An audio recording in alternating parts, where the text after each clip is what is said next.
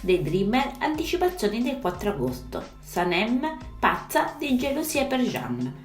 Tutto il quartiere è in subbuglio per via dello spot di Sanem. Jeanne cerca di ritagliarsi dei momenti con Sanem per stare un po' da solo con lei. Nascosti e senza essere visti si scambiano tenerezze e parlano del suo profumo. Jeanne dolcemente dirà a Sanem che nessun profumo è come il suo. Intanto Nihat e Mekibè preparano il pranzo per lo staff nel loro giardino. Leila intanto continuerà a pendere dalle labbra di Emirè. Vorrebbe credere ancora che possa essere qualcosa di più di un assistente del capo. Ma ancora una volta la ragazza rimarrà delusa da Emirè. Lui la porta a cena e le racconta di lui e Aileen e le dice che lei deve tenere il segreto anche con Sanem. Sanem prepara gli abiti per lo spot. Arrivano le modelle tutte altissime e di una bellezza esorbitante e tutti rimangono a bocca aperta, compresa la stessa Sanem. Sanem, pazza di gelosia, allora incaricherà la parrucchiera del quartiere Meleat di rovinare i loro capelli. Intanto il truffatore Isan chiederà il pizzo per poter fare le riprese. Deren lo paga, ma lui non contento la spintona e Osman corre in suo aiuto. Il padre dirà a Sanem che Jeanne è un bravo ragazzo, ma crede che la ragazza abbia frainteso il suo interesse per lei.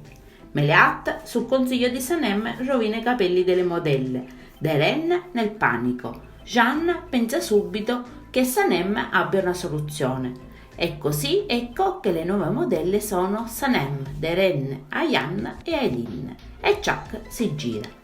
È il momento della pausa pranzo e Jeanne e Sanem si incontrano sulla scogliera, ma arrivano Mekibè e Nihat che sono in cerca della figlia. Sanem li vede arrivare e finge di discutere con Jeanne, ma vedono che Jeanne ha del rossetto sulla guancia e Mekibè porta via subito Sanem da Jeanne.